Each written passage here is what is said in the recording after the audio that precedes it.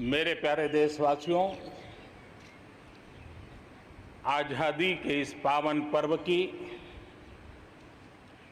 सभी देशवासियों को बधाई और बहुत बहुत शुभकामनाएं।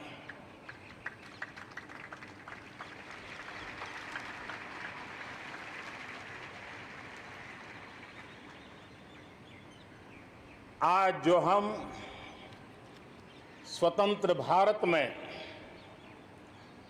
सांस ले रहे हैं, उसके पीछे मां भारती के लाखों बेटे बेटियों, उनका त्याग, उनका बलिदान और मां भारती को आजाद कराने के संकल्प के प्रति उनका समर्पण आज ऐसे सभी हमारे स्वातंत्र सेनानियों का, आजादी के वीरों का, नर बांकुरों का, वीर शहीदों का नमन करने का ये पर्व है। हमारे फौज के जाबाज जवान, हमारे अर्धसैनिक बल, हमारे पुलिस के जवान, सुरक्षा बल से जुड़े हुए हर कोई मां भारती के रक्षा में जुटे रहते हैं, सामान्य मानवीय की सुरक्षा में जुटे रहते हैं। आज उन सबको भी हृदयपूर्वक, आदरपूर्वक स्मरण करने का, उनके महान त्याग तपस्या को नमन करने का पर्व है। एक नाम और, श्री अरविंद घोष क्रांति दूत से लेकर आध्यात्म की यात्रा, आज उनके संकल्प, उनका जन्म जयंती है। हमें उनके संकल्पों को, हमारे संकल्पों को पूर्ण करने के उनकी तरफ से आशीर्वाद बने रहे। हम एक विशिष्ट परिस्थिति से गुजर रहे हैं। आज छोटे छोटे बालक मेरे सामने नजर नहीं आ रहे। भारत का उज्जवल भविष्य क्यों? कोरोना ने सबको रोका हुआ है। इस कोरोना के कालखंड में लक्षावधि कोरोना वॉरियर्स, चाहे डॉक्टर हो, नर्सिस हो, सफाई कर्मी हो, एम्बुलेंस चलाने वाले लोग हो, किस किस के नाम गिनाऊंगा। उन लोगों ने इतने लंबे समय तक जिस प्रकार से सेवा परमो धर्मः इस मंत्र को जी करके दिखाया है, पूर्ण समर्पण भाव से मां भारती के लालों की सेवा की है, ऐसे सभी कोरोना वॉरियर्स को भी मैं आज नमन करता हूं। इस कोरोना के कालखंड में अनेक हमारे भाई बहन इस कोरोना के संकट में प्रभावित हुए हैं। कई परिवार प्रभावित हुए हैं।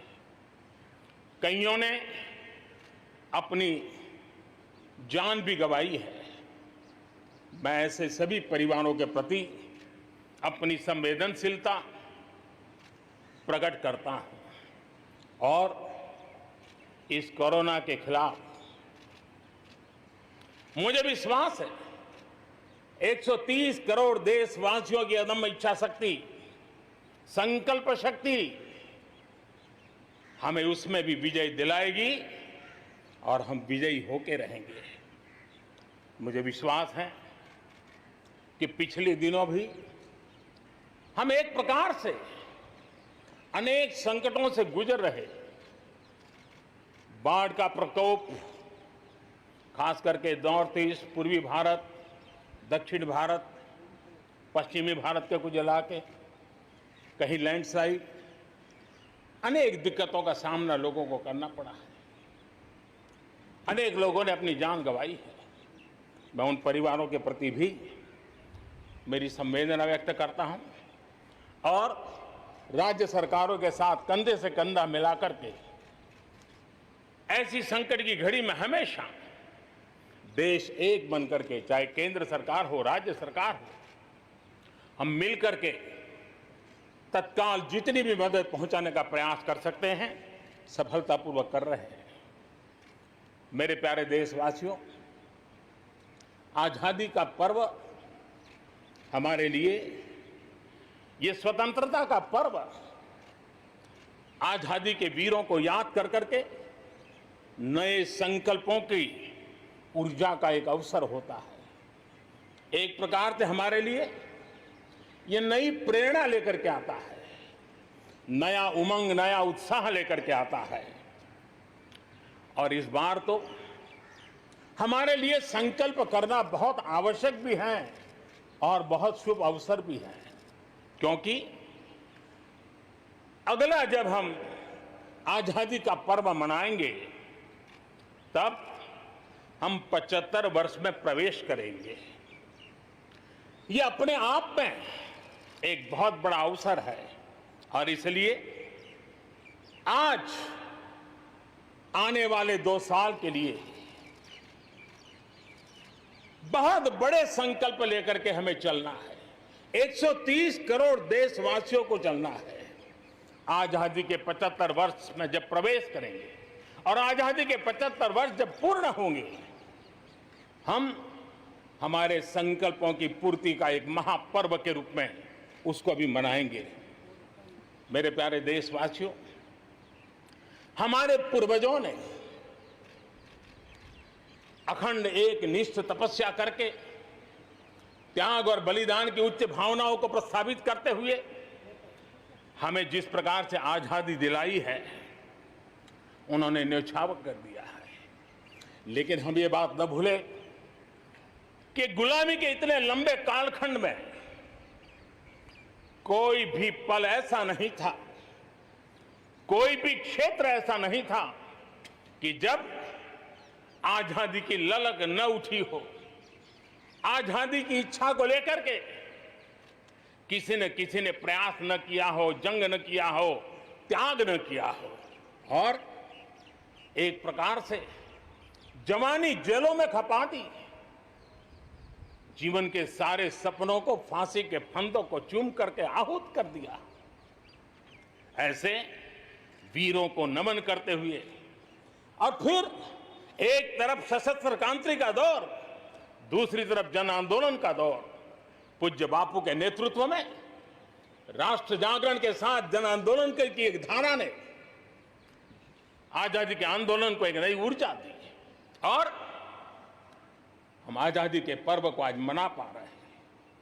इस आजादी के जंग में भारत की आत्मा को कुचलने के भी निरंतर प्रयास हुए हैं, अनगिनत प्रयास हुए हैं।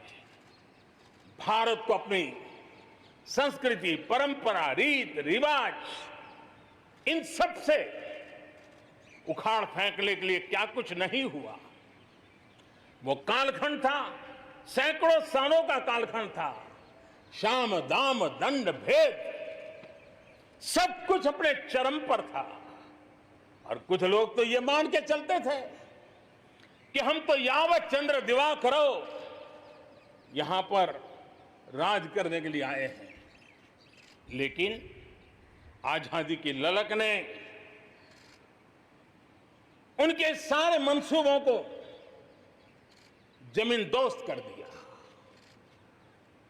उनकी सोच थी कि इतना बड़ा विशाल देश, अनेक राजे रजवाड़े, भांति भांति की बोलियां, पहनवेश, खान पान, अनेक भाषाएं, इतनी विविधताओं के कारण बिखरा हुआ देश कभी एक होकर के आजादी का जंग लड़ नहीं सकता है। लेकिन इस देश की प्राण शक्ति वो पहचान नहीं पाए। अंतर्भूत जो प्राण शक्ति है, एकता का सूत्र जो हमें सबको बांध करके रखा हुआ है, उसने आजादी के उस पर्व में पूरी ताकत के साथ जब वो मैदान में आया तो देश आजादी के जंग में विजयी हुआ। हम ये भी जानते हैं कि वो कालखंड था विस्तारवाद की सोच वालों ने दुनिया में जहां भी फैल सकते के फैलने का प्रयास किया, अपने झंडे गाड़ने की कोशिश की, लेकिन भारत का आजादी का आंदोलन दुनिया के अंदर भी एक प्रेरणा का पुंज बन गया, दिव्य स्तंभ बन गया और दुनिया में भी आजादी की ललक जगी। और जो लोग विस्तारवाद के अंधी दौड़ में लगे हुए थे, अपने झंडे गाड़ने में लगे थे, उन्होंने अपने इस मंसूबों को, विस्तारवाद के मंसूबों को पार करने के लिए दुनिया को दो महाविश्व युद्ध में झोंक दिया, मानवता को तहस नहस कर दिया, जिंदगियां तबाह कर दी, दुनिया को तबाह कर दिया। लेकिन ऐसे कालखंड में भी, युद्ध की विभीषिका के बीच भी भारत ने अपनी आजादी की ललक को नहीं छोड़ा, न कमी आने दी, न नमी आने दी। देश बलिदान करने की जरूरत पड़ी, बलिदान देता रहा, कष्ट झेलने की जरूरत पड़ी, कष्ट झेलता रहा, जन आंदोलन खड़ा करने की जरूरत पड़ी, जन आंदोलन खड़ा करता रहा। और भारत की ये लड़ाई ने दुनिया में आजादी के लिए एक माहौल बना दिया। और भारत की एक शक्ति ने दुनिया में जो बदलाव लाया, विस्तारवाद के लिए एक चुनौती बन गया भारत। इतिहास इस बात को कभी नकार नहीं सकता है। इतिहास इस बात को मेरे प्यारे देशवासियों, आजादी की लड़ाई में पूरे विश्व में भारत ने अपनी एकजुटता की ताकत, अपनी सामूहिकता की ताकत, अपने उज्जवल भविष्य के प्रति अपना संकल्प, समर्पण और प्रेरणा, उस ऊर्जा को लेकर के देश आगे बढ़ता चला गया। मेरे प्यारे देशवासियों, कोरोना वैश्विक महामारी के बीच 130 करोड़ भारतीयों ने संकल्प लिया, संकल्प आत्मनिर्भर बनने का। और आत्मनिर्भर भारत आज हर हिंदुस्तान के मन मस्तिष्क को में छाया हुआ है। आत्मनिर्भर भारत, ये सपना संकल्प में परिवर्तित देख रहे हैं। आत्मनिर्भर भारत ये एक प्रकार से शब्द नहीं, ये आज 130 करोड़ देशवासियों के लिए मंत्र बन गया है। हम जानते हैं, जब मैं आत्मनिर्भर की बात करता हूं, हम में से जो भी 25-30 साल की उम्र से ऊपर होंगे, उन सबने अपने परिवार में अपने माता पिता या अपने बुजुर्गों से सुना होगा कि भाई बेटे बेटी, अब 20 साल 21 साल के हो गए हो, अब अपने पैरों पे खड़े हो जाओ। 20-21 साल में भी परिवार संतानों से अपने पैरों पर खड़े होने की अपेक्षा करता है। हम तो आजादी के 75 वर्ष के एक कदम दूर है, तब हमारे लिए भी भारत जैसे देश को अपने पैरों पर खड़ा होना अनिवार्य है। आत्मनिर्भर बनना अनिवार्य है। जो परिवार के लिए आवश्यक है, वो देश के लिए भी आवश्यक है। और इसलिए, और मुझे विश्वास है, भारत इस सपने को चरितार्थ करके रहेगा। और उसका कारण मेरे देश के नागरिकों के सामर्थ्य पर मुझे यकीन है। मुझे मेरे देश की प्रतिभा पर गर्व है। मुझे देश के युवाओं में, देश की मातृशक्ति में, हमारी महिलाओं में अप्रतिम सामर्थ्य जो है, उस पर मेरा भरोसा है। मेरा हिंदुस्तान की सोच, हिंदुस्तान का अप्रोच, इस पर विश्वास है। और इतिहास गवाह है कि भारत एक बार ठान लेता है तो भारत करके रहता है। और इसी के कारण जब हम आत्मनिर्भर की बात करते हैं तो दुनिया को भी उत्सुकता भी है, भारत से अपेक्षा भी है। और इसलिए हमें उस अपेक्षा को पूर्ण करने के लिए अपने आप को योग्य बनाना बहुत आवश्यक है। हमें अपने आप को तैयार करना बहुत आवश्यक है। भारत के चिंतन में भारत जैसे विशाल देश, भारत युवा शक्ति से भरा हुआ देश, आत्मनिर्भर भारत की पहली शर्त होती है आत्मविश्वास से भरा हुआ भारत। उसकी यही नींव होती है और यही विकास को नई गति, नई ऊर्जा देने का सामर्थ्य रहती है। भारत विश्व एक परिवार के संस्कारों से पला बड़ा हुआ है। अगर वेद कहते थे वसुधैव कुटुंबकम, तो विनोबा जी कहते थे जय जगत। और इसलिए हमारे लिए विश्व एक परिवार है और इसलिए आर्थिक विकास भी हो, लेकिन साथ साथ मानव और मानवता का भी केंद्र स्थान होना चाहिए, इसका महत्व होना चाहिए। उसी को लेकर के हम चलते हैं। आज दुनिया इंटरकनेक्टेड है, आज दुनिया इंटरडिपेंडेंट है और इसलिए समय की मांग है कि विश्व अर्थव्यवस्था में भारत जैसे विशाल देश का योगदान बढ़ना चाहिए। विश्व कल्याण के लिए भी ये भारत का कर्तव्य है और भारत को अपना योगदान बढ़ाना है तो भारत को स्वयं को सशक्त होना होगा, भारत को आत्मनिर्भर होना होगा। हमें जग कल्याण के लिए भी अपने आप को सामर्थ्यवान बनाना ही पड़ेगा और जब हमारी जड़ें मजबूत होगी, हमारा अपना सामर्थ्य होगा, तो हम दुनिया का भी कल्याण करने की दिशा में कदम उठा सकते हैं। हमारे देश में अथाक प्राकृतिक संपदा है, क्या कुछ नहीं है। आज समय की मांग है कि हमारे इन प्राकृतिक संसाधनों में हम वैल्यू एडिशन करें, हम हमारे मानव संपदा में मूल्य वृद्धि करें, नई ऊंचाइयों पर ले जाएं और हम देश में कब तक कच्चा माल विदेश भेजते रहेंगे, रॉ मटेरियल कब तक दुनिया में भेजते रहेंगे।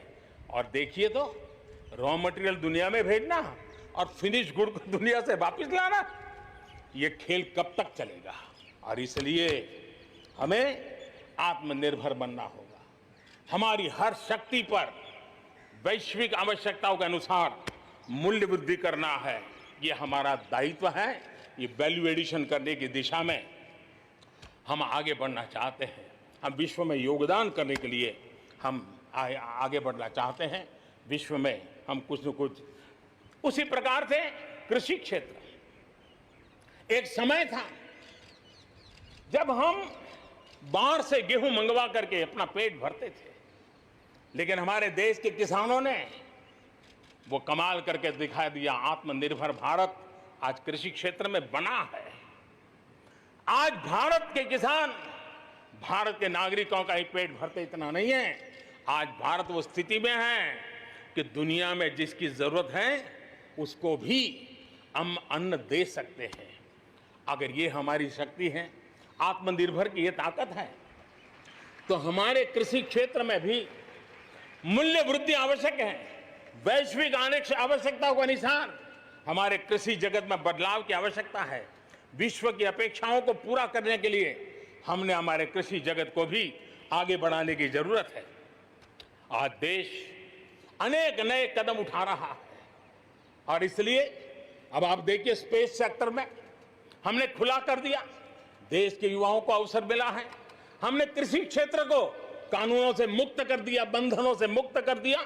हमने आत्मनिर्भर बनाने का प्रयास किया हुआ है। जब भारत स्पेस सेक्टर में ताकतवर बनता है तो पड़ोसियों को जरूर उसका लाभ होता है।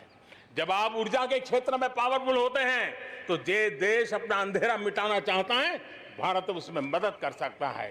देश के जब हेल्थ सेक्टर का इंफ्रास्ट्रक्चर आत्मनिर्भर हो जाता है तो विश्व के अनेक देशों को टूरिज्म के रूप में, हेल्थ डेस्टिनेशन के रूप में भारत उनकी पसंदीदा बन सकता है। और इसलिए हमें आवश्यक है कि हम भारत में बने सामान की पूरी दुनिया में वाहवाही कैसी हो। और एक जमाना था हमारे देश में जो चीजें बनती थी, हमारे स्किल मैन पावर के द्वारा जो काम होता था, उसकी दुनिया में बहुत वाहवाही होती थी, इतिहास गवाह है। हमें जब आत्मनिर्भर की बात करते हैं तब सिर्फ इंपोर्ट कम करना इतना ही हमारी सोच नहीं है। जब आत्मनिर्भर की बात करते हैं तब हमारी ये जो कौशल्य है, हमारा जो ह्यूमन रिसोर्स का सामर्थ्य है, जब चीजें बाहर से आने लगती हैं तो उसका वो सामर्थ्य खत्म होता चला जाता है, पीढ़ी दर पीढ़ी वो नष्ट हो जाता है। हमें हमारे उस सामर्थ्य को बचाना भी है, बढ़ाना भी है, कौशल्य को बढ़ाना है, क्रिएटिविटी को बढ़ाना है और उसको लेकर के हमें आगे बढ़ना है। हमें स्किल डेवलपमेंट की दिशा में बल देना है। आत्मनिर्भर भारत के लिए, हमारे सामर्थ्य को बढ़ाने के लिए मेरे प्यारे देशवासियों, मैं जानता हूं जब मैं आत्मनिर्भर की बात करता हूं तब अनेक आशंकाएं प्रकट भी की जाती है।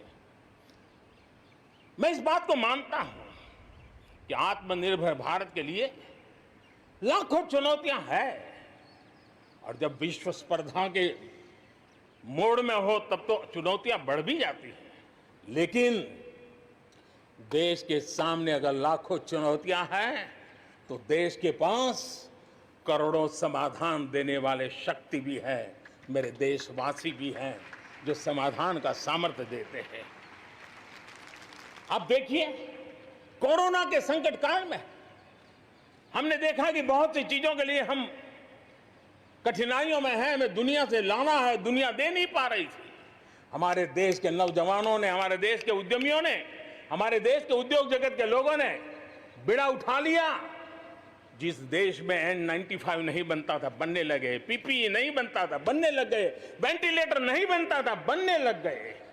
देश की आवश्यकताओं की तो पूर्ति हुई, लेकिन दुनिया में एक्सपोर्ट करने की हमारी ताकत बन गई। दुनिया की जरूरत थी आत्मनिर्भर भारत दुनिया को कैसे मदद कर सकता है, आज हम इसमें देख सकते हैं।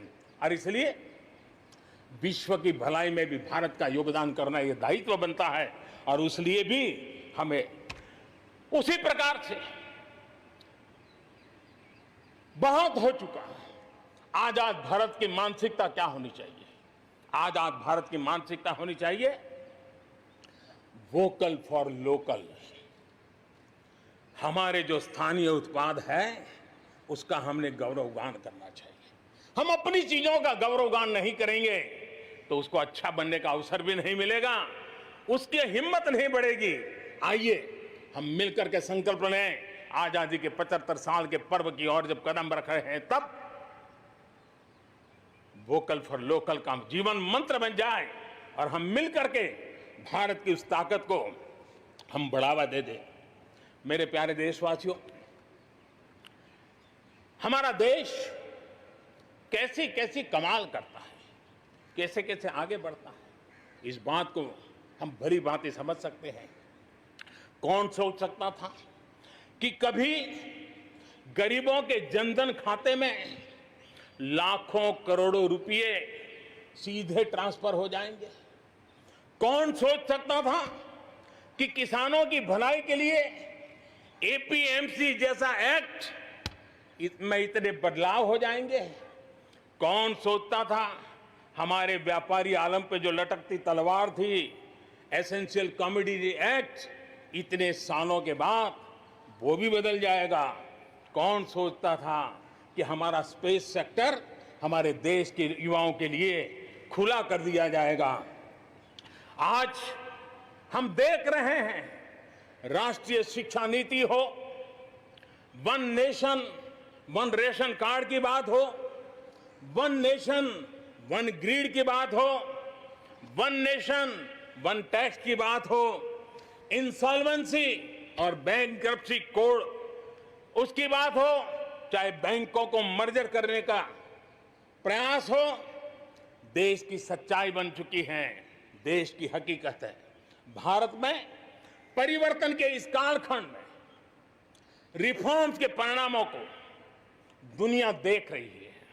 एक के बाद एक दूसरे से जुड़े हुए हम जो रिफॉर्म्स कर रहे हैं उसको दुनिया बहुत बारीकी से देख रही है। और उसी का कारण है बीते वर्ष भारत में एफडीआई में अब तक के सारे रिकॉर्ड तोड़ दिए। फॉरेन डायरेक्ट इन्वेस्टमेंट अब तक के सारे रिकॉर्ड तोड़ दिए। बीते वर्ष भारत में एफडीआई में 18% की वृद्धि हुई है, बढ़ोतरी हुई है। और इसलिए कोरोना काल में भी दुनिया की बड़ी बड़ी कंपनियां भारत की ओर रुख ले रही हैं। ये विश्वास ऐसे ही पैदा नहीं हुआ है, ऐसे ही दुनिया मोहित नहीं हुई है। इसके लिए भारत ने अपनी नीतियों पर, भारत ने अपने लोकतंत्र पर, भारत ने अपनी अर्थव्यवस्था की बुनियाद की मजबूती पर जो काम किए हैं उसने ये विश्वास जगाया है। दुनिया भर के अनेक बिजनेस भारत को सप्लाई चेन के केंद्र के रूप में आज देख रहे हैं। अब हमें मेक इन इंडिया के साथ साथ मेक फॉर वर्ल्ड ये मंत्र को लेकर के भी हमें आगे बढ़ना है। 130 करोड़ देशवासियों का सामर्थ्य, जब एक ही समय में, जरा याद कीजिए पिछले कुछ दिन, और 130 करोड़ देशवासियों के सामर्थ्य के लिए गर्व कीजिए। कोरोना के इस महाकालखंड में एक तरफ चक्रवात, पूरब में भी चक्रवात, पश्चिम में भी चक्रवात, बिजली गिरने से अनेक लोगों की मौत की खबरें, कहीं पर बार बार भूस्खलन की घटनाएं, छोटे मोटे भूकंप के झटके इतना कम था तो हमारे किसानों के लिए टिड्डी दल की आपत्तियां आई। न जाने एक साथ एक के बाद एक मुसीबतों का अंबार लग गया। लेकिन उसके बावजूद भी देश जरा भी अपना विश्वास नहीं खोया। देश आत्मविश्वास के साथ आगे बढ़ता जाया गया। देशवासियों के जीवन को, देश की अर्थव्यवस्था को कोरोना के प्रभाव से जल्दी बाहर निकालना आज हमारी प्राथमिकता है। इसमें अहम भूमिका रहेगी नेशनल इंफ्रास्ट्रक्चर पाइपलाइन प्रोजेक्ट की। इस पर 110 लाख करोड़ उससे भी ज्यादा खर्च किए जाएंगे। इसके लिए अलग अलग सेक्टर्स में लगभग 7,000 प्रोजेक्ट्स की पहचान कर ली गई है। इससे देश के ओवरऑल इंफ्रास्ट्रक्चर डेवलपमेंट को एक नई दिशा भी मिलेगी, एक नई गति भी मिलेगी। और इससे हमेशा ये कहा जाता है, ऐसे संकट की घड़ी में जितना ज्यादा इंफ्रास्ट्रक्चर को बल दिया जाए ताकि आर्थिक गतिविधि बढ़ती है, लोगों को रोजगार मिलता है, काम मिलता है, उसके जुड़े हुए कई काम एक साथ चल जाते हैं। छोटे बड़े उद्योग, किसान, हर मध्यम वर्ग को इसका बहुत लाभ होता है। और आज मैं एक बात स्मरण करना चाहता हूं, जब अटल बिहारी वाजपेयी हमारे देश के प्रधानमंत्री थे, तब उन्होंने स्वर्णिम चतुर्भुज की एक बहुत बड़ी दूरगामी असर पैदा करने वाली योजना को प्रारंभ किया था और देश के रोड नेटवर्क के इंफ्रास्ट्रक्चर को नेक्स्ट जनरेशन पर ले गए थे। आज भी वो स्वर्णिम चतुर्भुज की तरफ देश बड़े गर्व से देख रहा है। हाँ, हमारा हिंदुस्तान बदल रहा है, देख रहा है। मेरे प्यारे देशवासियों, अटल जी ने अपने समय में एक काम किया, लेकिन अब हमें उसे आगे ले जाना है, हमें नई ओर ले जाना है। और अब हम साइलोज में नहीं चल सकते। हम इंफ्रास्ट्रक्चर को, रोड का रोड वाला काम करेगा, रेल का रेल में चला जाएगा, न रेल का रोड से संबंध, न रोड का रेल से संबंध, न एयरपोर्ट का पोर्ट से संबंध, न पोर्ट का एयरपोर्ट से संबंध, न रेलवे स्टेशन का बस से संबंध, बस स्टेशन से संबंध, न बस स्टेशन का रेलवे। ऐसी स्थिति नहीं चले। अब हमें सारा इंफ्रास्ट्रक्चर एक कॉम्प्रिहेंसिव हो, इंटीग्रेटेड हो, एक दूसरे के पूरक हो। रेल से रोड पूरक हो, रोड से सी पोर्ट पूरक हो, सी पोर्ट से पोर्ट पूरक हो। ये हमें एक नए सदी के लिए हमें मल्टी मॉडल कनेक्टिविटी इंफ्रास्ट्रक्चर इसको जोड़ने के लिए हम अब आगे बढ़ रहे हैं और ये एक नया आयाम होगा। बहुत बड़ा सपना लेकर के इस पर काम शुरू किया है और मुझे विश्वास है ये साइलोस को खत्म करके हमारे इस सारी व्यवस्था को एक नई ताकत देंगे। इसके साथ साथ हमारे समुद्री तट, विश्व व्यापार में समुद्री तटों का अपना बहुत महत्व होता है। जब हम पोर्ट लेड डेवलपमेंट को लेकर के चले हैं तब हम आने वाले दिनों में समुद्री तट के पूरे हिस्से में 4 लेन रोड बनाने की दिशा में एक आधुनिक इंफ्रास्ट्रक्चर के लिए हम काम करेंगे। मेरे प्यारे देशवासियों, हमारे यहां शास्त्रों में एक बहुत बड़ी बात और बड़ी महत्वपूर्ण बात कही गई है। हमारे यहां शास्त्रों में कहा गया है, सामर्थ्य मूलम स्वातंत्रम, सामर्थ्य मूलम स्वातंत्रम, श्रम मूलम च वैभवम, श्रम मूलम च वैभवम। यानी किसी समाज की, किसी भी राष्ट्र की आजादी का स्रोत उसका सामर्थ्य होता है और उसके वैभव, उन्नति, प्रगति का स्रोत उसकी श्रम शक्ति है। और इसलिए सामान्य नागरिक, शहर हो या गांव, उसकी मेहनत का कोई मुकाबला नहीं है। मेहनत का समाज को जब सुविधाएं मिलती है, जीवन का संघर्ष, रोजमर्रा की मुसीबतें कम होती है, तो उसकी ऊर्जा, उसकी शक्ति बहुत खिल उठती है, बड़े कमाल करके देती है। बीते 6 वर्षों में देश के मेहनतकश नागरिकों का जीवन बेहतर बनाने के लिए अनेक विविध कामों का सिलसिला चलाया गया है, अनेक अभियान चलाए गए हैं। आप देखिए, बैंक खाता हो, पक्के घर की बात हो, इतनी बड़ी मात्रा में शौचालय बनाने हो, हर घर में बिजली कनेक्शन पहुंचाना हो, माताओं बहनों को धुएं से मुक्त करने के लिए गैस का कनेक्शन देना हो, गरीब से गरीब को बीमा सुरक्षा देने का प्रयास हो, 5 लाख रुपए तक अच्छे से अच्छे अस्पताल में मुफ्त इलाज कराने के लिए आयुष्मान भारत योजना हो, राशन की दुकानों को टेक्नोलॉजी जोड़ने की बात हो, हर गरीब, हर व्यक्ति बिना किसी भेदभाव के पूरी पारदर्शिता के साथ उसको लाभ पहुंचाने में पिछले 6 साल ने बहुत अच्छी तरह प्रगति की है। कोरोना के संकट में भी इन व्यवस्थाओं में बहुत मदद मिली है।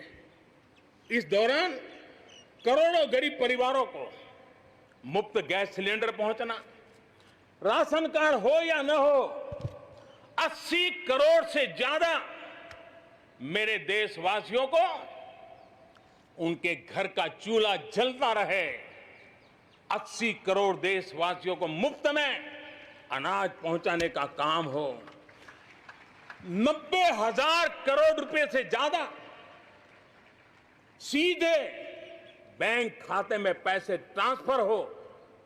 कुछ वर्ष पहले तो सोच भी नहीं सकते थे, कल्पना ही नहीं कर सकते थे कि दिल्ली 1 रुपया से 1 रुपया निकले और 100 के 100 पैसे गरीब के खाते में जमा हो जाएं। ये पहले कभी सोचा भी नहीं जा सकता है। अपने ही गांव में रोजगार के लिए गरीब कल्याण रोजगार अभियान शुरू किया गया है। श्रमिक साथी खुद को रिस्किल करे, अपस्किल करे, इस पर विश्वास करते हुए, श्रम शक्ति पे भरोसा करते हुए, गांव के संसाधनों पर भरोसा करते हुए, हम वोकल फॉर लोकल को बल देते हुए, रीस्किल, अपस्किल के द्वारा हम हमारे देश की श्रम शक्ति को, हमारे गरीबों को एम्पावर करने की दिशा में हम काम कर रहे हैं। शहर में हमारे जो श्रमिक हैं, क्योंकि आर्थिक गतिविधि का केंद्र शहर है, गांव से लोग दूर दूर से शहरों में आते हैं। स्ट्रीट वेंडर्स हो, रेडी पट्टी वाले लोग हो, आज बैंकों से उनको सीधा पैसा देने की योजना चल रही है। लाखों लोगों ने इतने कम समय में कोरोना के कालखंड में इसका फायदा उठाया है, अब उनको कहीं से ज्यादा ब्याज से खानगी स्तर पर पैसे लेने की जरूरत नहीं पड़ेगी, बैंक से वो अधिकार से अपने पैसे ले पाएगा।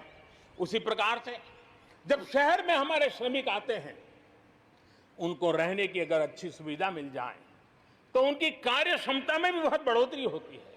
और इसी बात को ध्यान में रखते हुए शहर के अंदर उनके लिए हमने आवास की व्यवस्था की एक बहुत बड़ी योजना बनाई है, ताकि शहर के अंदर जब श्रमिक आएगा तो वो अपने काम के लिए मुक्त मन से पूरे विश्वास के साथ आगे बढ़ पड़ेंगे। मेरे प्यारे देशवासियों, ये भी सही है कि विकास की इस यात्रा में भी हमने देखा है जैसे समाज जीवन में कुछ तबके पीछे रह जाते हैं, गरीबी से बाहर निकल नहीं पाते हैं, वैसे राष्ट्र जीवन में भी कुछ क्षेत्र होते हैं, कुछ भूभाग होते हैं, कुछ इलाके होते हैं जो पीछे रह जाते हैं।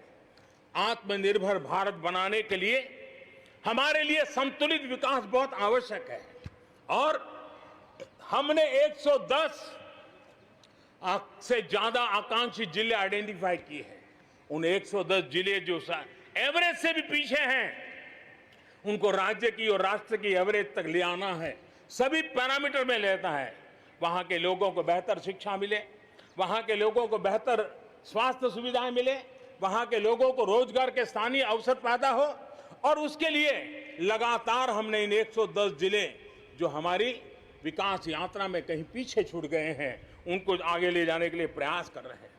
मेरे प्यारे देशवासियों, आत्मनिर्भर भारत की अहम प्राथमिकता आत्मनिर्भर कृषि और आत्मनिर्भर किसान, और इसको हम कभी भी नजरअंदाज नहीं कर सकते हैं।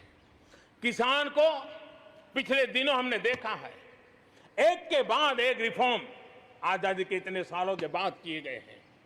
किसान को तमाम बंधनों से मुक्त करना हो, वो काम हमने कर दिया है। आप सोच नहीं सकते होंगे, हमारे देश में आप अगर साबुन बनाते हैं, हिंदुस्तान के कोने में जाके साबुन बेच सकते हैं। आप अगर कपड़ा बनाते हैं, हिंदुस्तान के किसी कोने में जाके कपड़ा बेच सकते हैं। आप चीनी बनाएं, आप चीनी बेच सकते हैं। लेकिन मेरा किसान, बहुत लोगों को पता नहीं होगा, मेरे देश का किसान जो उत्पादन करता था, न वो अपनी मर्जी से बेच सकता था, न अपनी मर्जी से जहां बेचना चाहता था वहां बेच सकता था। उसके लिए जो दायरा तय किया था वहीं बेचना पड़ता था। उस सारे बंधनों को हमने खत्म कर दिया है। अब हिंदुस्तान का किसान उस आजादी की सांस को ले पाएगा, ताकि वो हिंदुस्तान के किसी में भी, दुनिया के किसी भी कोने में अपना माल बेचना चाहता है, वो अपने टर्म्स पर बेच पाएगा। इस बात को हमने किसान की आय को बढ़ाने के लिए अनेक वैकल्पिक चीजों को भी बल दिया है। उसके किसानी में इनपुट कॉस्ट कैसे कम हो, सोलार पंप, उसको डीजल पंप से मुक्ति कैसे दिला दे, अन्नदाता ऊर्जादाता कैसे बने, मधुमक्खी पालन हो, फिशरीज हो, पोल्ट्री हो, ऐसे अनेक चीजें उसके साथ जुड़ जाएं, ताकि उसकी आय दोगुना हो जाए। उस दिशा में हम लगातार काम कर रहे हैं। आज समय की मांग है, हमारा कृषि क्षेत्र आधुनिक बने, मूल्य वृद्धि हो, वैल्यू एडिशन हो, फूड प्रोसेसिंग हो, पैकेजिंग की व्यवस्था हो, उसको संभालने की व्यवस्था हो, और इसलिए अच्छे इंफ्रास्ट्रक्चर की जरूरत है। आपने देखा होगा इस कोरोना कालखंड में ही पिछले दिनों 1 लाख करोड़ रुपया एग्रीकल्चर इंफ्रास्ट्रक्चर के लिए भारत की सरकार ने आवंटित किए हैं, और इंफ्रास्ट्रक्चर जो किसानों की भलाई के लिए होगा, और इसके कारण किसान अपना मूल्य भी प्राप्त कर सकेगा, दुनिया के बाजार में बेच भी पाएगा, विश्व बाजार में उसकी पहुंच बढ़ेगी। आज हमने ग्रामीण उद्योगों को मजबूत करने की जरूरत है। ग्रामीण क्षेत्रों में विशिष्ट प्रकार से आर्थिक क्लस्टर बनाने जाएंगे। कृषि और गैर कृषि उद्योगों को गांव के अंदर एक जाल बनाई जाएगी, और उसके कारण उसके साथ साथ किसानों के लिए जो नई एफपीओ हमने बनाने का, किसान उत्पादक संघ बनाने का जो हमने कोशिश की है, वो अपने आप में एक बहुत बड़ा इकोनॉमिकल एम्पावरमेंट का काम करेगा। भाइयों बहनों, मैंने पिछली बार यहां पर जल जीवन मिशन की घोषणा की थी। आज उसको 1 साल हो रहा है। मैं आज गर्व से कह सकता हूं कि जो हमने सपना लिया है कि पीने का शुद्ध जल, नल से जल हमारे देशवासियों को मिलना चाहिए। स्वास्थ्य की समस्याओं का समाधान भी शुद्ध पीने के जल से जुड़ा हुआ होता है। अर्थव्यवस्था में भी उसका बहुत बड़ा योगदान होता है और उसको लेकर के जल जीवन मिशन शुरू किया। आज मुझे संतोष है कि प्रतिदिन हम 1 लाख से ज्यादा घरों में, हर दिन 1 लाख से ज्यादा घरों में जल पहुंचा रहे हैं, पाइप से जल पहुंचा रहे हैं। और पिछले 1 साल में 2 करोड़ परिवारों तक हम जल पहुंचाने में यशस्वी हुए हैं। और विशेष करके जंगलों में दूर दूर रहने वाले हमारे आदिवासियों के घरों तक ये पहुंचाने का काम, बड़ा अभियान चला है। और मुझे खुशी है कि आज जल जीवन मिशन ने देश में एक तंदुरुस्त स्पर्धा का माहौल बनाया है। जिले जिले के बीच में तंदुरुस्त स्पर्धा हो रही है, नगर नगर के बीच में तंदुरुस्त स्पर्धा हो रही है, राज्य राज्य के बीच में तंदुरुस्त स्पर्धा हो रही है। हर किसी को लग रहा है कि प्रधानमंत्री का जल जीवन मिशन का जो सपना है उसको हम जल्दी से जल्दी अपने क्षेत्र में पूरा करेंगे। कोऑपरेटिव कॉम्पिटिटिव फेडरलिज्म को एक नई ताकत इस जल जीवन मिशन के साथ जुड़ गई है और उसके साथ भी हम आगे बढ़ रहे हैं। मेरे प्यारे देशवासियों, चाहे हमारा कृषि का क्षेत्र हो, चाहे हमारे लघु उद्योगों का क्षेत्र हो, चाहे हमारे नौकरी पेशा करने वाले समाज के लोग हो, ये करीब करीब सभी लोग एक प्रकार से भारत का मध्यम वर्गीय बहुत बड़ा संपुट है। और मध्यम वर्ग से निकले हुए प्रोफेशनल्स आज दुनिया में अपना डंका जमा रहे हैं। मध्यम वर्ग से निकले हुए हमारे डॉक्टर, इंजीनियर, वकील, साइंटिस्ट, सब कोई दुनिया के अंदर अपना नाम डंडा जमा रहे हैं। और इसलिए ये बात तय है कि मध्यम वर्ग को जितने अवसर मिलते हैं वो अनेक गुना ताकत के साथ उभर करके आते हैं। और इसलिए मध्यम वर्ग को सरकारी दखलंदाजी से मुक्ति चाहिए। मध्यम वर्ग को अनेक विध नए अवसर चाहिए, उसको खुला मैदान होना चाहिए। और हमारी सरकार लगातार मध्यम वर्ग के इन सपनों को पूरा करने के लिए काम कर रही है। मध्यम वर्ग मिरेकल करने की ताकत रखता है। ईज ऑफ लिविंग, इसका सबसे बड़ा लाभ किसी को होना है तो मेरे मध्यम वर्गीय परिवारों को होना है। सस्ते इंटरनेट की बात हो, चाहे सस्ते स्मार्टफोन की बात हो, या उड़ान के तहत हवाई जहाज की टिकटें बहुत मिनिमम हो जाने की बात हो, या हमारे हाईवेज हो, इंफॉर्मेशन वेज हो, ये सारी चीजें मध्यम वर्ग की ताकत को बढ़ाने वाली है। आज आपने देखा होगा मध्यम वर्ग में जो गरीबी से बाहर निकला है उसका पहला सपना होता है अपना घर होना चाहिए। वो एक बराबरी की जिंदगी जाना चाहता है। देश में बहुत बड़ा काम हमने ईएमआई के क्षेत्र में किया और उसके कारण होम लोन सस्ते हुए। और जब एक घर के लिए लोन लेता है तो लोन पूरी करते करते करीब 6 लाख रुपया कि उसको छूट मिल जाती है। यह इतना ही नहीं, पिछले दिनों ध्यान में आया कि बहुत गरीब मध्यम वर्ग के परिवारों ने पैसे लगाए हुए हैं, लेकिन योजनाएं पूरी न होने के कारण खुद का घर मिल नहीं रहा है, किराया भरना पड़ रहा है। भारत सरकार ने 25,000 करोड़ रुपया का विशिष्ट फंड बना करके ये जो आधे अधूरे घर हैं उनको पूरा करके मध्यम वर्गीय परिवारों को घर मिल जाए, उसके लिए हमने अब कदम उठाया है। जीएसटी में बहुत तेजी से टैक्सेशन कम हुआ है, इनकम टैक्स कम हुआ है। आज मिनिमम उस प्रकार के व्यवस्थाओं के साथ हम देश को आगे बढ़ाने का प्रयास कर रहे हैं। कोऑपरेटिव बैंकों को आरबीआई से जोड़ना ये अपने आप में मध्यम वर्गीय परिवारों के पैसों को सुरक्षित रखने की गारंटी इसके साथ जुड़ी हुई है। एमएसएमई सेक्टर में जो रिफॉर्म्स हुए हैं, एग्रीकल्चर सेक्टर में जो रिफॉर्म्स हुए हैं, इसका सीधा सीधा लाभ हमारे मध्यम वर्गीय मेहनतकश परिवारों को जाने वाला है। और उसके कारण हजारों करोड़ रुपए के स्पेशल फंड आज जो हमारे व्यापारी बंधुओं को, हमारे में लघु उद्योगकारों को हम दे रहे हैं, उनको इसका लाभ मिलने वाला है। आम भारतीय की शक्ति, उसकी ऊर्जा आत्मनिर्भर भारत अभियान का एक बहुत बड़ा आधार है। इस ताकत को बनाए रखने के लिए हर स्तर पर निरंतर काम जारी है। मेरे प्यारे देशवासियों, आत्मनिर्भर भारत के निर्माण में, आधुनिक भारत के निर्माण में, नए भारत के निर्माण में, समृद्ध और खुशहाल भारत के निर्माण में देश की शिक्षा का बहुत बड़ा महत्व है। इसी सोच के साथ देश को 3 दशक के बाद नई राष्ट्रीय शिक्षा नीति देने में हम आज यशस्वी हुए हैं और हिंदुस्तान के हर कोने में इसकी स्वागत के समाचार एक नई ऊर्जा, नए विश्वास दे रहे हैं। ये राष्ट्रीय शिक्षा नीति हमारे विद्यार्थियों को जड़ से जोड़ेगी, लेकिन साथ साथ उसको एक ग्लोबल सिटीजन बनाने का भी पूरा सामर्थ्य देगी। वो जड़ों से जुड़ा होगा, लेकिन उसका सर आसमान की ऊंचाइयों को छूता होगा।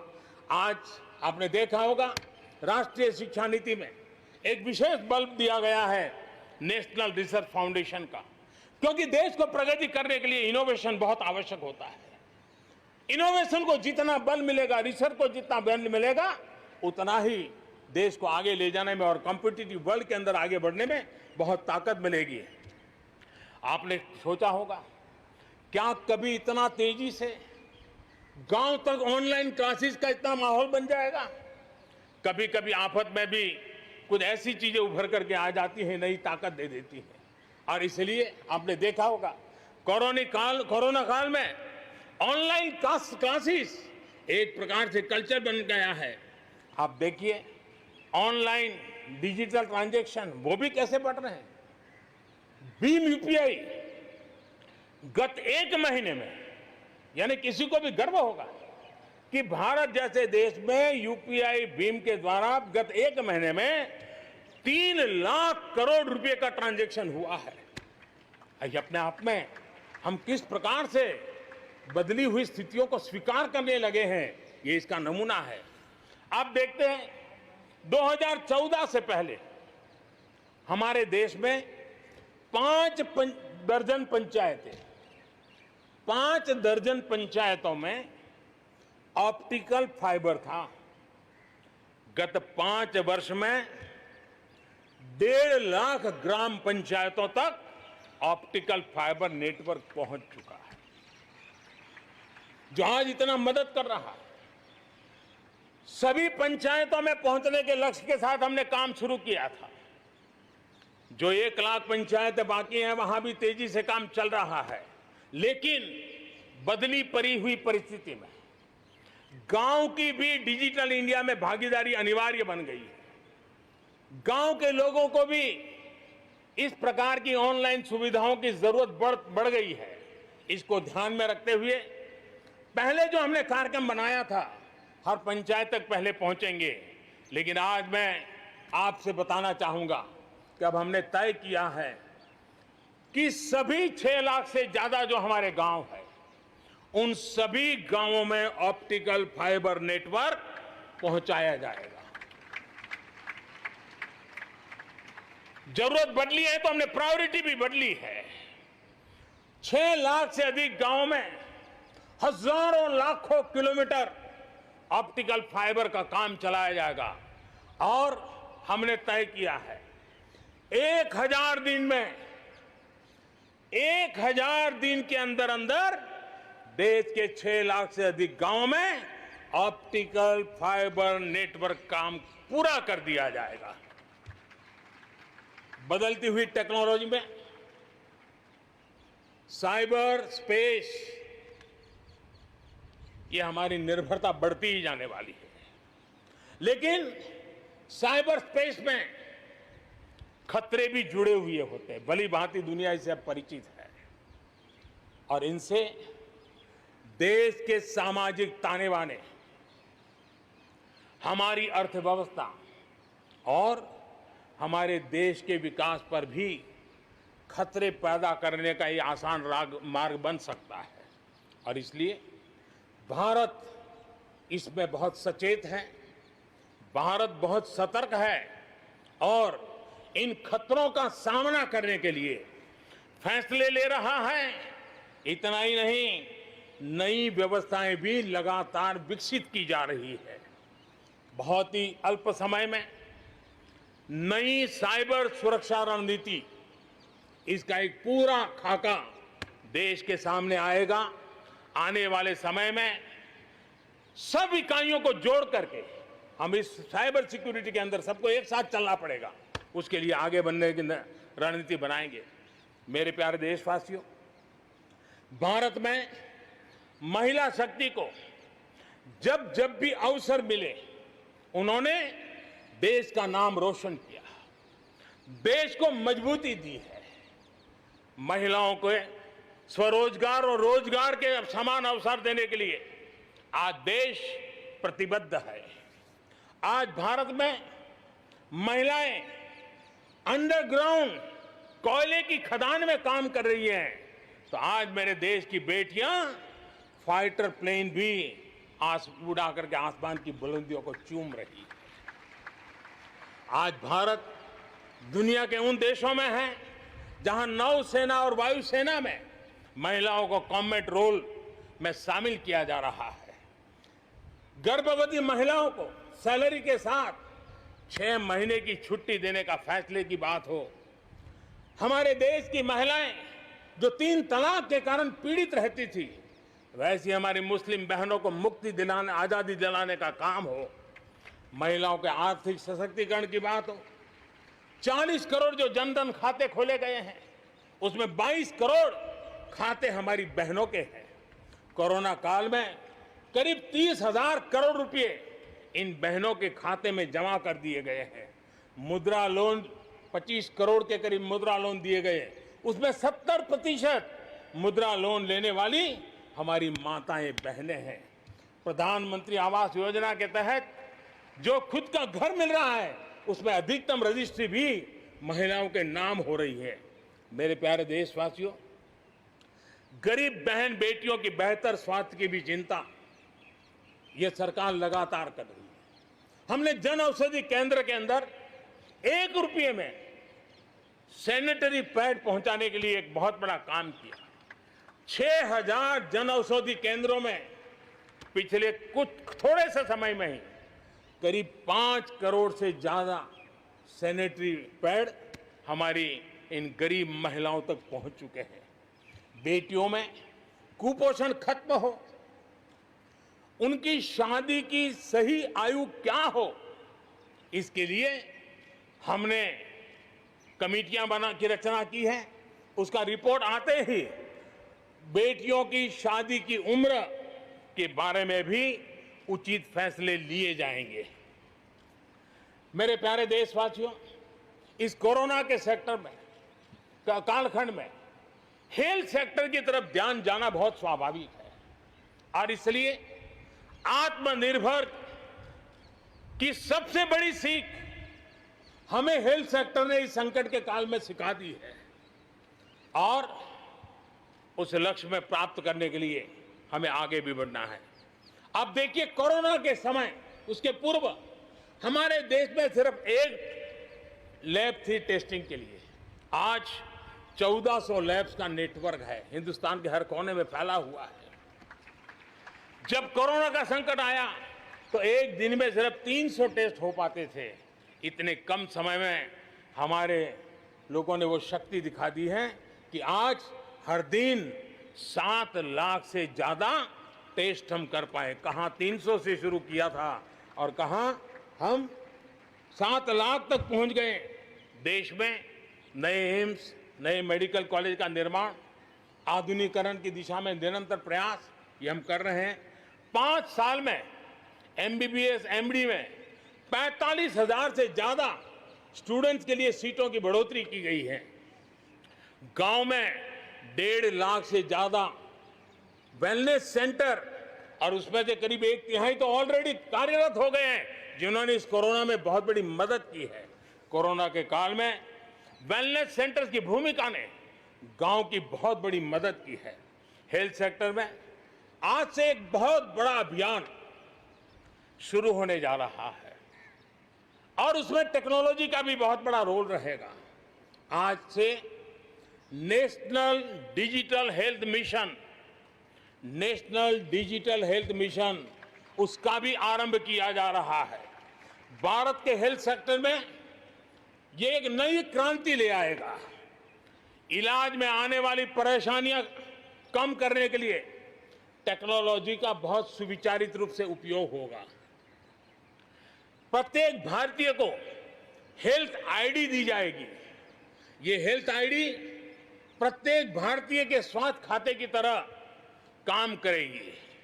आपके हर टेस्ट, हर बीमारी, आपको किस डॉक्टर के पास कौन सी दवा ली थी, उनका क्या डायग्नोसिस था, कब दी थी, आपकी रिपोर्ट क्या थी, ये सारी जानकारी इस एक हेल्थ आईडी में आपको समाहित की जाएगी। डॉक्टर से अपॉइंटमेंट हो, पैसा जमा करना हो, अस्पताल में पर्ची बनवाने की भागदौड़ हो, तमाम दिक्कतें नेशनल डिजिटल हेल्थ मिशन के माध्यम से अनेक मुसीबतों से मुक्ति मिलेगी और उत्तम स्वास्थ्य के लिए हमारा कोई भी नागरिक सही फैसले कर पाएगा। ये व्यवस्था उसे होने वाली है। मेरे प्यारे देशवासियों, जब भी अब कोरोना की बात आती है तो एक बात स्वाभाविक है, हर किसी के मन में सवाल है, कोरोना की वैक्सीन कब तैयार होगी? ये सवाल हर एक के मन में है, पूरी दुनिया में है। मैं आज देशवासियों को कहना चाहूंगा, देश के हमारे वैज्ञानिकों की प्रतिभा एक ऋषि मुनि की तरह लेबोरेटरी में जी जान से जुटे हुए हैं, अखंड एक निष्ठ तपस्या कर रहे हैं, बड़ी कड़ी मेहनत कर रहे हैं और भारत में एक नहीं, दो नहीं, तीन वैक्सीन उसके टेस्टिंग के अलग अलग चरण में है। वैज्ञानिकों से जब हरी झंडी मिल जाएगी, बड़े पैमाने पर प्रोडक्शन होगा और उसकी तैयारियां भी पूरी तरह रेडी हैं और तेजी से प्रोडक्शन के साथ वैक्सीन हर भारतीय तक कम से कम समय में कैसे पहुंचे, उसका खाका भी तैयार है, उसका रूपरेखा भी तैयार है। मेरे प्यारे देशवासियों, हमारे देश में अलग अलग जगहों पर विकास की तस्वीर अलग अलग है। कुछ क्षेत्र बहुत आगे हैं, कुछ क्षेत्र बहुत पीछे हैं। ये असंतुलन आत्मनिर्भर भारत के सामने एक महत्वपूर्ण चुनौती मैं मान सकता हूं और इसलिए जैसा मैंने प्रारंभ में कहा, 110 आकांक्षी जिलों पर हम बल दे रहे हैं, उसको विकास की बराबरी लाना चाहते हैं। हम विकास के इकोसिस्टम बनाना, कनेक्टिविटी को सुधारना, ये हमारी प्राथमिकता है। अब आप देखें, हिंदुस्तान का पश्चिमी भाग और हिंदुस्तान को मध्य से देखिए, हिंदुस्तान का पूर्वी भाग, पूर्वी उत्तर प्रदेश हो, बिहार हो, बंगाल हो, नॉर्थ ही हो, उड़ीसा हो, ये सारे हमारे क्षेत्र अपार संपदा है, प्राकृतिक संपदा के भंडार है। यहाँ के लोग सामर्थ्यवान है, शक्तिवान है, प्रतिभावान है, लेकिन अवसरों के अभाव में ये क्षेत्र हमारे असंतुलन रहा है और इसलिए हमने अनेक नए कदम उठाए। ईस्टर्न डेडिकेटेड फ्रेट कॉरिडोर हो, पूर्व में गैस पाइपलाइन से जोड़ने की बात हो, नए रोड रेल का इंफ्रास्ट्रक्चर खड़ा करना हो, वहां नए पोर्ट बनाने हो, यानी एक प्रकार से पूरा डेवलपमेंट के लिए जो इंफ्रास्ट्रक्चर का खाका होना चाहिए, बड़ा होलिस्टिक तरीके से विकसित हम कर रहे हैं ताकि हमारे क्षेत्र भी विकास की दिशा में। उसी प्रकार से लेह लद्दाख, करगिल, जम्मू कश्मीर, एक क्षेत्र एक प्रकार से इस क्षेत्र को 1 वर्ष पूर्व 370 से आजादी मिल चुकी है, 1 साल पूरा हो चुका है। ये 1 साल जम्मू कश्मीर के एक नई विकास यात्रा का बड़ा महत्वपूर्ण पड़ाव है। ये 1 साल वहां महिलाओं को, दलितों को मूलभूत अधिकारों को दिल देने वाला कालखंड रहा है। ये हमारे शरणार्थियों को गरिमापूर्ण जीवन का भी एक साल रहा है। विकास का लाभ गांव और गरीब तक पहुंचाने के लिए बैक टू विलेजेस जैसे विशेष अभियान चलाए जा रहे हैं। आयुष्मान योजना को बेहतरीन तरीके से आज जम्मू कश्मीर लद्दाख के क्षेत्र में उपयोग किया जा रहा है। मेरे प्यारे देशवासियों, लोकतंत्र की मजबूती, लोकतंत्र की सच्ची ताकत हमारी चुनी हुई स्थानीय इकाइयों में है। हम सभी के लिए गर्व की बात है कि जम्मू कश्मीर में स्थानीय इकाइयों के जनप्रतिनिधि सक्रियता और संवेदनशीलता के साथ विकास के नए युग को आगे बढ़ा रहे हैं। मैं उनके वहीं के सभी पंच सरपंचों को हृदय से बहुत बहुत बधाई देता हूं विकास यात्रा में उनकी सक्रिय भागीदारी के लिए। जम्मू कश्मीर में डिलिमिटेशन की प्रक्रिया चल रही है। सुप्रीम कोर्ट के निवृत्त न्यायमूर्ति के नेतृत्व में डिलिमिटेशन का काम चल रहा है और जल्दी से डिलिमिटेशन का काम पूरा होते ही भविष्य में वहां चुनाव हो, जम्मू कश्मीर के एमएलए हो, जम्मू कश्मीर के मंत्रीगण हो, जम्मू कश्मीर के मुख्यमंत्रीगण हो, नई ऊर्जा के साथ विकास के मार्ग पर आगे बढ़े। इसके लिए देश प्रतिबद्ध भी है और प्रयासरत भी है। लद्दाख को केंद्र शासित प्रदेश बना करके बरसों पुरानी जो उनकी मांग थी, उनकी आकांक्षा थी, उस आकांक्षा को हमने पूर्ण करने का, उनको सम्मानित करने का एक बहुत बड़ा काम किया है। हिमालय की ऊंचाइयों में बसा लद्दाख विकास के नए शिखर की ओर आगे बढ़ रहा है। अब सेंट्रल यूनिवर्सिटी वहां पर बन रही है, नए रिसर्च सेंटर बन रहे हैं, होटल मैनेजमेंट के कोर्सेज वहां चल रहे हैं। बिजली के लिए 7,500 मेगावाट के सोलर पार्क के निर्माण की योजना बन रही है। लेकिन मेरे प्यारे देशवासियों, लद्दाख की कई विशेषता है। उन विशेषताओं को हमें संभालना भी है, संवारना भी है।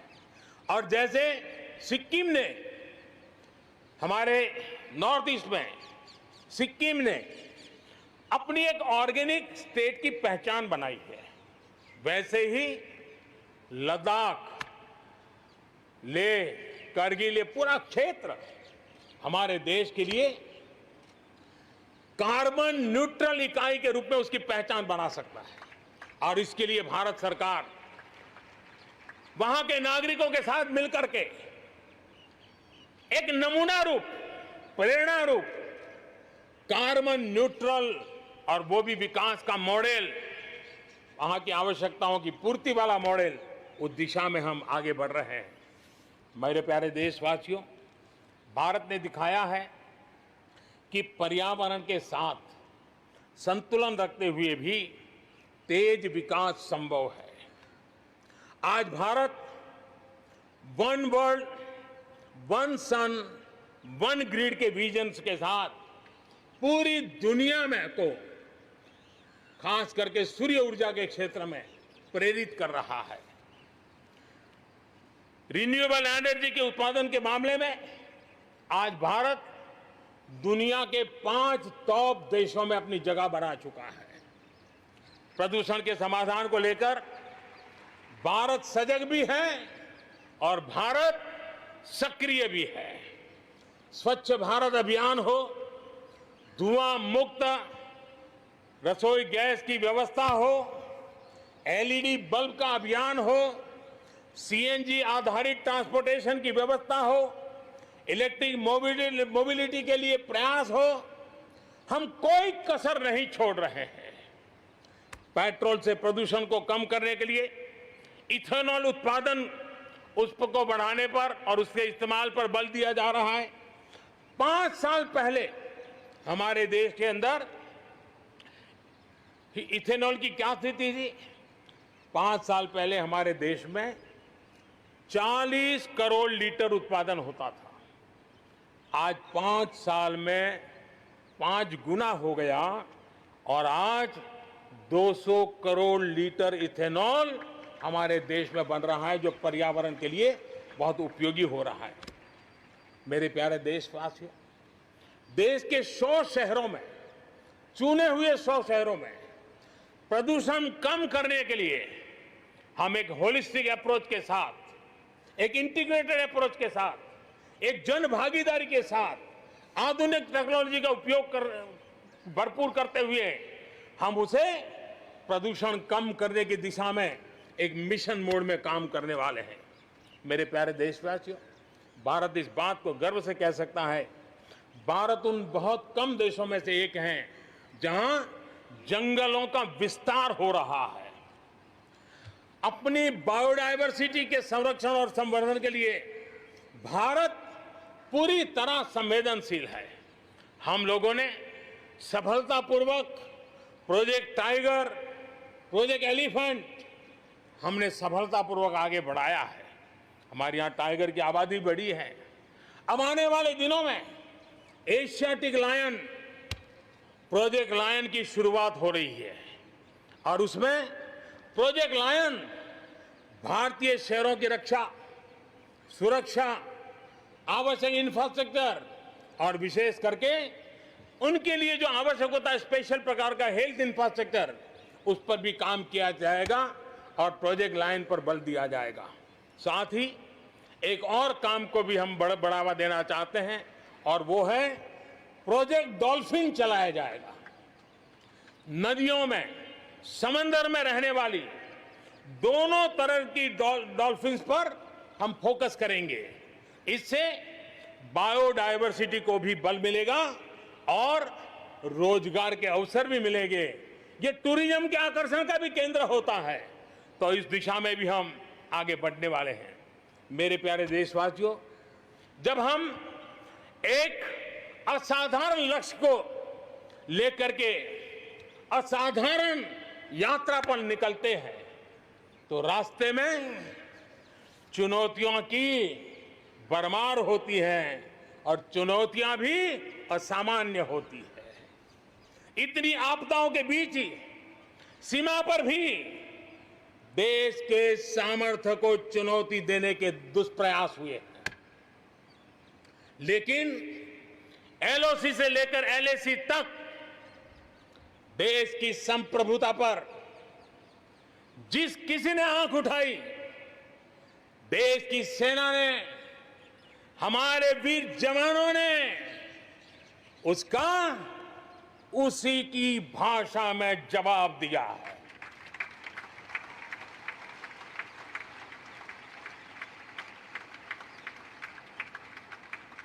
भारत की संप्रभुता की रक्षा के लिए पूरा देश एक जोश से भरा हुआ है,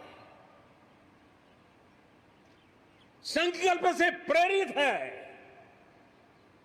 और सामर्थ्य पर अटूट श्रद्धा के साथ आगे बढ़ रहा है। इस संकल्प के लिए हमारे वीर जवान क्या कर सकते हैं, देश क्या कर सकता है, ये लद्दाख में दुनिया ने देख लिया है।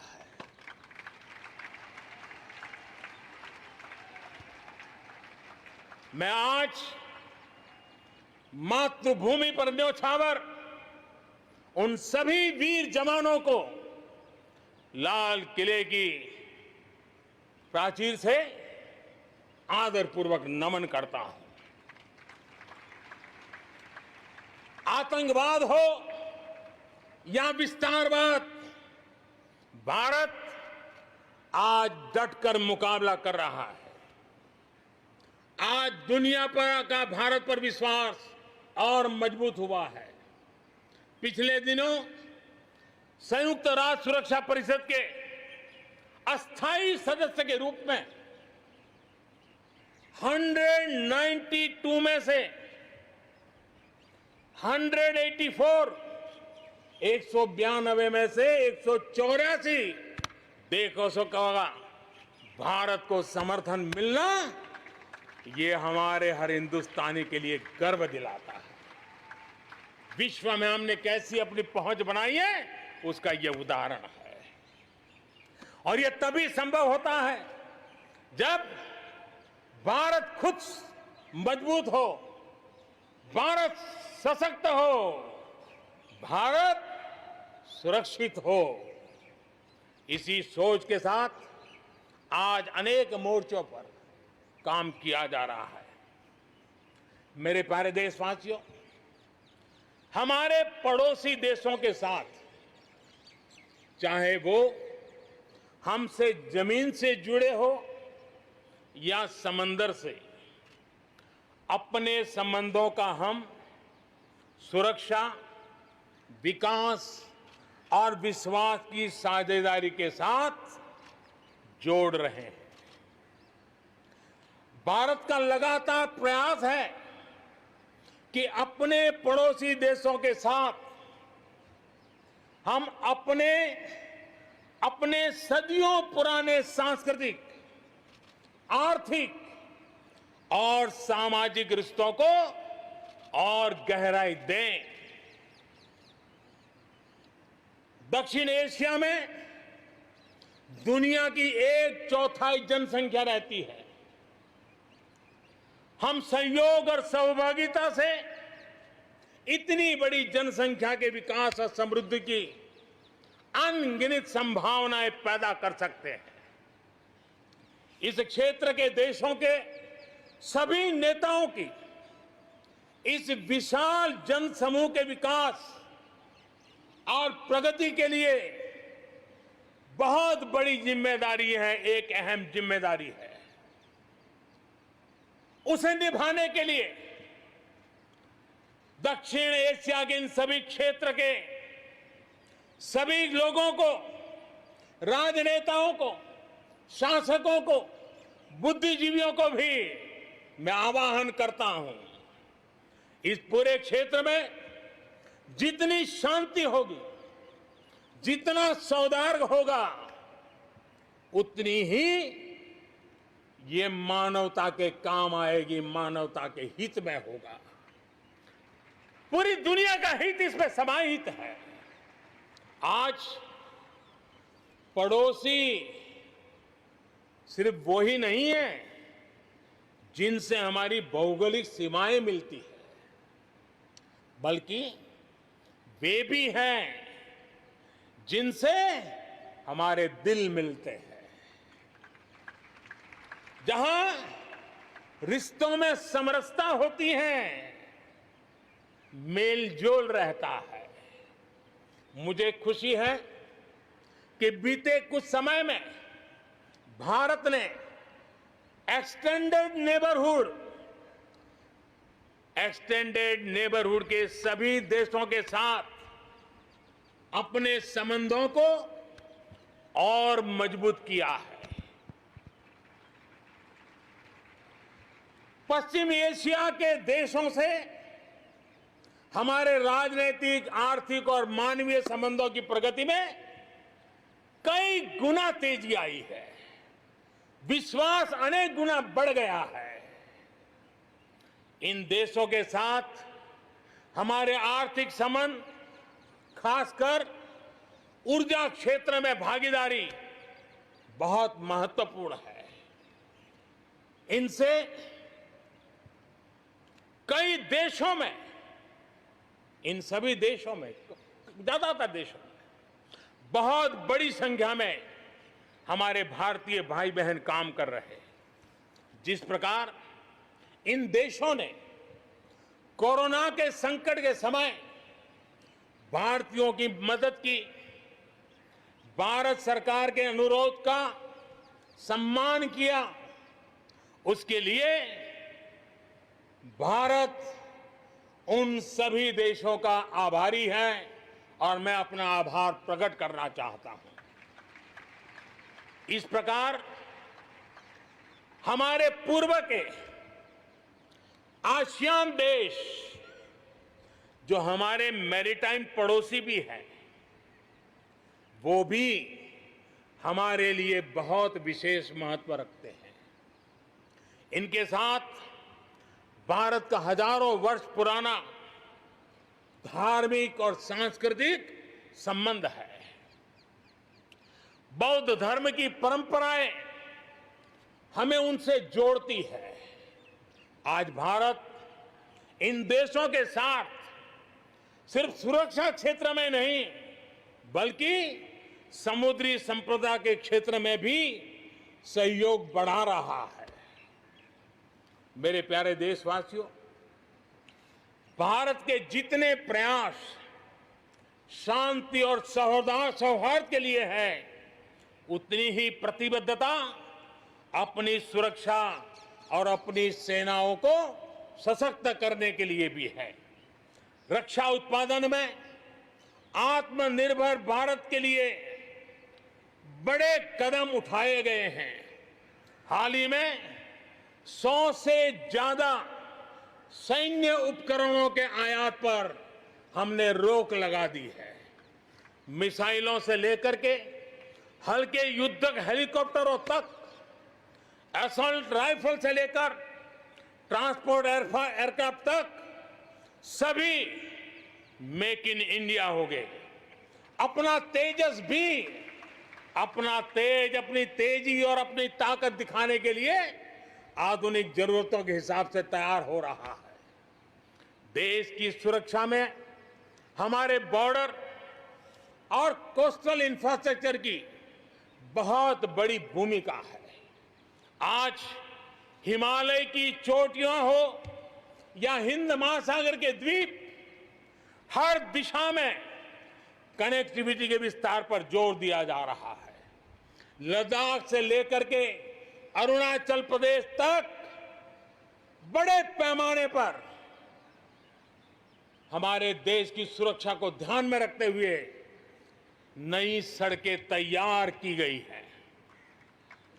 देश में, मेरे प्यारे देशवासियों, हमारा इतना बड़ा समुद्र तट है, लेकिन साथ साथ हमारे पास 1300 से ज्यादा आइलैंड्स हैं। कुछ चुनिंदा आइलैंड के महत्व को देखते हुए तेजी से विकसित करने पर हम आगे बढ़ रहे हैं। आपने देखा होगा, पिछले सप्ताह 5 दिन पहले अंडमान निकोबार में submarine optical fibre cable project का लोकार्पण हुआ। अंडमान निकोबार को भी चेन्नई और दिल्ली जैसी इंटरनेट सुविधा अब उपलब्ध होगी। अब हम आगे लक्षद्वीप को भी इसी तरह जोड़ने के लिए काम को आगे बढ़ाने वाले हैं। अगले 1000 दिन में लक्षद्वीप को भी तेज इंटरनेट की सुविधा से जोड़ने का हमने लक्ष्य रखा है। बॉर्डर और कोस्टल एरिया के युवाओं के विकास, उसको भी सुरक्षा को केंद्र में रखते हुए विकास के मॉडल की दिशा में हम आगे बढ़ रहे हैं। और उसमें एक बड़ा अभियान हम शुरू कर रहे हैं।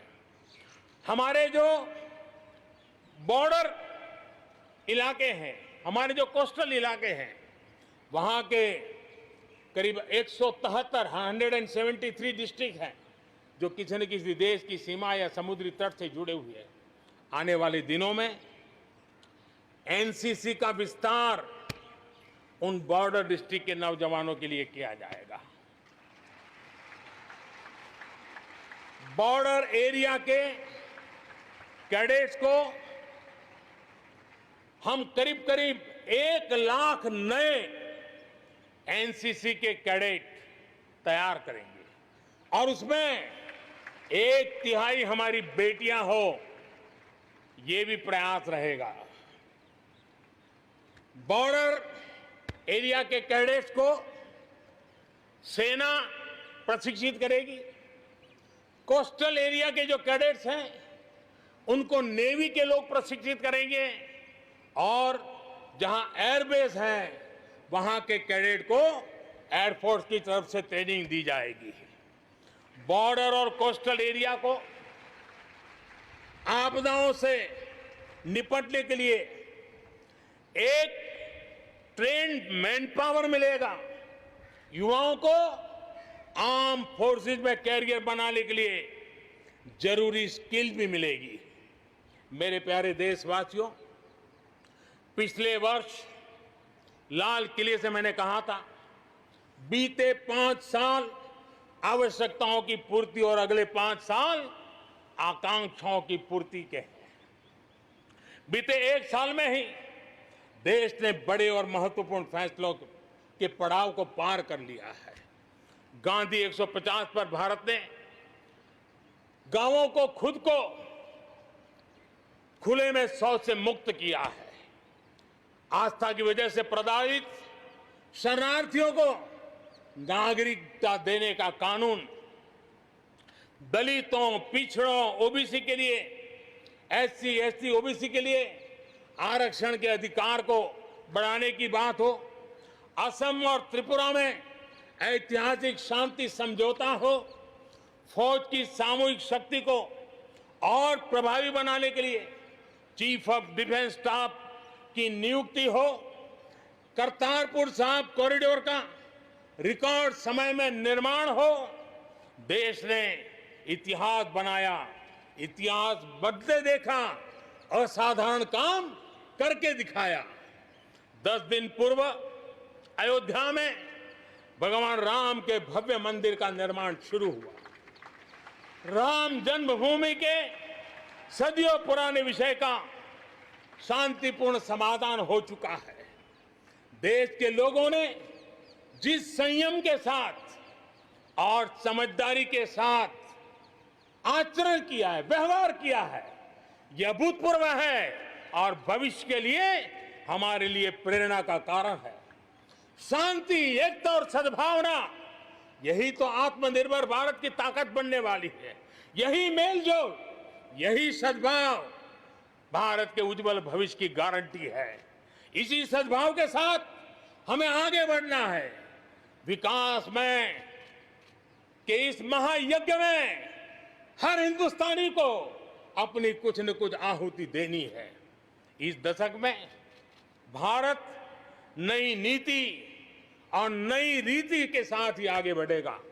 जब साधारण से काम नहीं चलेगा, अब होती है चलती का वक्त अब चला गया।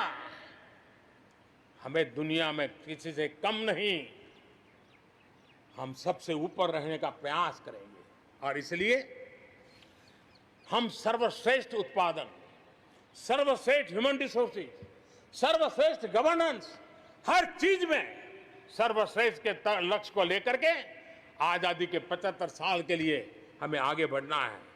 हमारी पॉलिसीज, हमारे प्रोसेस, हमारे प्रोडक्ट्स, सब कुछ उत्तम से उत्तम हो, बेस्ट हो, तभी एक भारत श्रेष्ठ भारत की परिकल्पना साकार होगी। आज हमें फिर से संकल्प लेने की जरूरत है। ये संकल्प आजादी के लिए बलिदान देने वालों के सपनों को पूरा करने का हो। ये संकल्प 130 करोड़ देशवासियों के लिए हो। ये संकल्प हमारी आने वाली पीढ़ियों के लिए हो, उनके उज्जवल भविष्य के लिए हो। ये संकल्प आत्मनिर्भर भारत के लिए हो। हमें शपथ लेनी होगी, हमें प्रतिज्ञा करनी होगी। हम आयात को कम से कम करने की दिशा में योगदान करेंगे। हम अपने लघु उद्योगों को सशक्त करेंगे। हम सब लोकल के लिए वोकल बनेंगे और हम ज्यादा इनोवेट करेंगे। हम एम्पावर करेंगे अपने युवाओं को, महिलाओं को, आदिवासियों को, दिव्यांगों को, दलितों को, गरीबों को, गांव को, पिछड़ों को, हर किसी को। आज भारत ने असाधारण गति से असंभव को संभव किया है। इसी इच्छा शक्ति, इसी लगन, इसी जज्बे के साथ प्रत्येक भारतीय को आगे बढ़ना है। वर्ष 2022 हमारी आजादी के 75 वर्ष का पर्व अब बस आ ही गया है। हम एक कदम दूर है। हमें दिन रात एक कर देना है। 21वीं सदी का ये तीसरा दशक हमारे सपनों को पूरा करने का दशक होना चाहिए। कोरोना बड़ी विपत्ति है, लेकिन इतनी बड़ी नहीं कि आत्मनिर्भर भारत की विजय यात्रा को वो रोक पाए। मैं देख सकता हूं एक नए प्रभात की लालिमा, एक नए आत्मविश्वास का उदय, एक नए आत्मनिर्भर भारत का शंखनाद। एक बार फिर आप सभी को स्वाधीनता दिवस की कोटि कोटि शुभकामनाएं। आइए मेरे साथ दोनों हाथ के ऊपर करके पूरी ताकत से बोलिए, भारत माता की, भारत माता की, भारत माता की, वंदे वंदे वंदे, जय हिंद।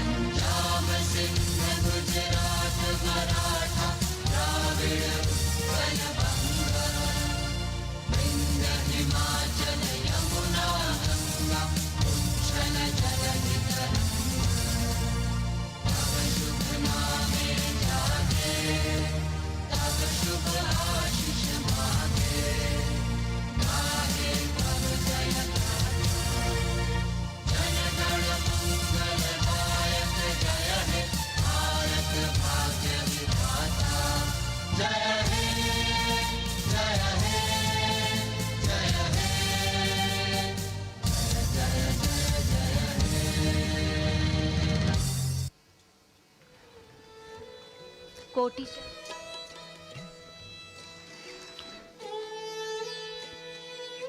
माननीय प्रधानमंत्री महोदय ने 74वें स्वाधीनता दिवस के अवसर पर अपने उद्बोधन में देश के सामने जो प्राथमिकताएं हैं उनका उल्लेख किया और भविष्य